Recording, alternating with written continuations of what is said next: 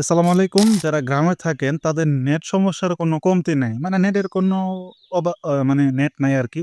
তো কিভাবে গ্রামে বসে ল্যাপের তলায় বসে মানে টিন শেডের ঘরেও হইলে কোনো সমস্যা নাই, নেট কিভাবে চালাইবেন? তো সেটা নিয়ে আজকের ভিডিও। তো চলুন ভিডিও শুরু করি। তো শুরুতেই চলে যান প্লে স্টোরে আর 4G সুইচার লিখে সার্চ করেন। তো একটু নিচের দিকে আসলে এই অ্যাপটা পাইবেন। তো এই অ্যাপটার লোগোটা দেখে রাখেন, এই অ্যাপটা ইনস্টল করে নেন আগে।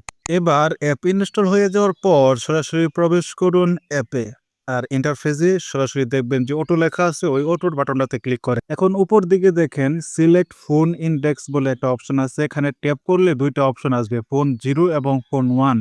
তো আপনি যদি সিম 1 এ ডাটা চালান তাহলে ফোন 0 সিলেক্ট করবেন।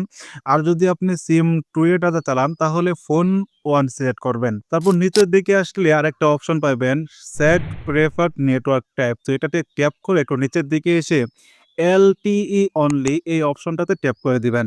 বাস হয়ে গেল আপনার নেটওয়ার্ক সেট করা। তবে এখানে আপনি একটা সমস্যায় পড়বেন, সেটা হলো আপনাকে যদি এই নাম্বারে কেউ কল দেয় তাহলে আপনার মোবাইলের কল ঢুকবে না, এবং আপনি যদি অন্য কারো সাথে যোগাযোগ করতে চান তাহলে আপনিও কল দিতে পারবেন না। তো এটা যখন আপনি ডাটা চালাইবেন তখন অপশনটি চালু করে নেবেন। আর যখন আপনার কল দেওয়ার প্রয়োজন পড়বে তখন আপনি নোটিফিকেশন বার টান দিয়ে এখানে যে ডাটার অপশনটা আছে, তো এখানে একটা চাপ দিয়ে ধরে রাখবেন। তারপরে এই অপশন আসার পর এখান থেকে অ্যাডভান্সে চলে যান।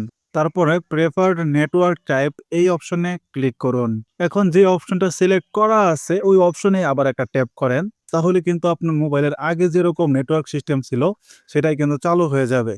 তো আবার যখন আপনি নেটওয়ার্ক নিয়ে সমস্যায় পড়বেন, তখন আপনি ওই আগে যেটা বললাম, অ্যাপের মধ্যে ঢুইকা আবার করে নেবেন, তাহলে সবকিছু ঠিকঠাক হয়ে যাবে। তো এই ছিল আজকের ভিডিও কেমন লাগছে? যদি ভিডিওটা আপনাদের কোনো উপকারে এসে থাকে তাহলে একটা লাইক তো দেওয়াই যায়। তো আজকের মতো ভিডিও পর্যন্তই। আল্লাহ হাফেজ।